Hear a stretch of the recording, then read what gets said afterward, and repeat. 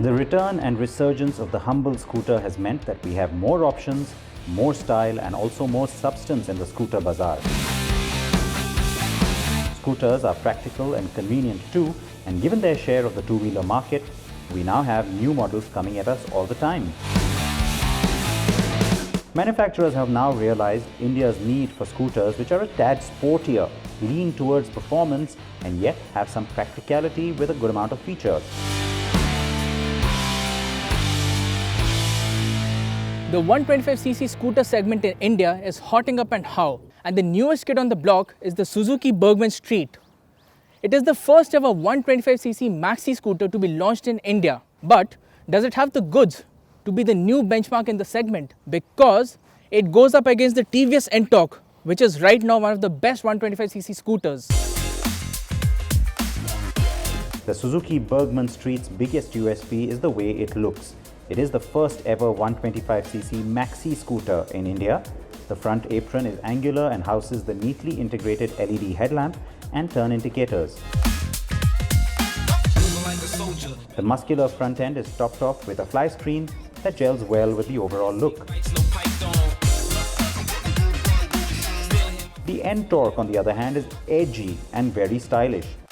TVS has upped the design game with this offering for sure, and the scooter sure gets noticed.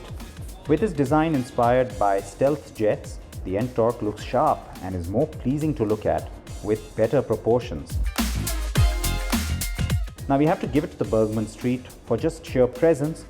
The maxi scooter proportions make for a wide seat with lots of room and a comfortable riding position. The NTorq has a comfortable position too, but feels a little bit cramped at the footboard. But the thing that sticks out like a sore thumb, the Burgman's proportions, well, the body is quite big and the rear wheel too small. In fact, the Burgman uses a 10-inch alloy at the rear, which is way too small for the wide rear of its design. The Suzuki shares its engine and chassis with the stablemate Access 125, and to be honest, the NTorq and Burgman Street are more or less evenly matched when it comes to engine specs. TVS claims a fuel efficiency figure of 60 km per litre for the NTorq, while the Burgman Street claims 53.5. We absolutely loved the performance of the NTorq ever since our first ride in February. The throttle response is sharp, no vibrations even at the top end of the rev range, but with an extra weight of 8 kgs, the NTorq loses out to the Burgman in outright acceleration.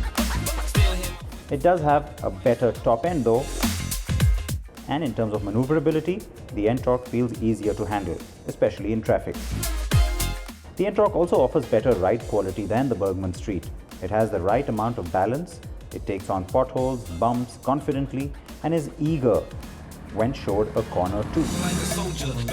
The Burgman Street is easy to dip into a corner and can hold its line. And while its ride quality is slightly stiffer, that's definitely not a deal breaker.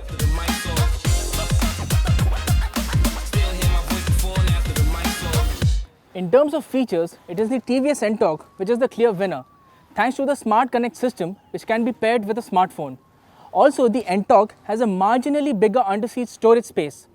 But the NTorq misses out on LED headlamps, which is a standard fitment on the Burgman Street. The Burgman Street also has two cubby holes to keep knickknacks along with a 12-volt socket on the front. And like on the NTorq, it gets the optional USB charger.